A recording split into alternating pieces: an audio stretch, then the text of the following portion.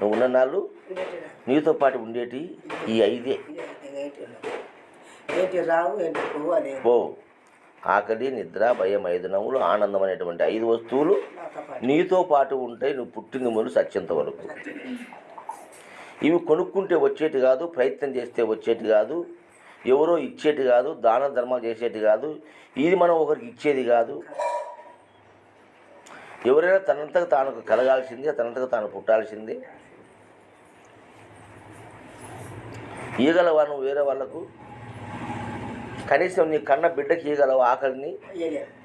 నీ కన్న బిడ్డకి ఇవ్వగలవు నిద్రను? నాకు ఆకలి అంటే నాకు ఇవ్వలేదు, నేను ఇవ్వలేను, 2 లేవు. వాళ్ళు నీకు ఇవ్వలేరు, నువ్వు వాళ్ళకి ఇవ్వలేవు.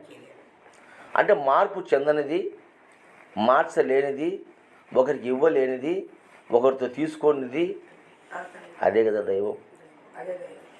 నిజమా కదా ఈ మాటలు?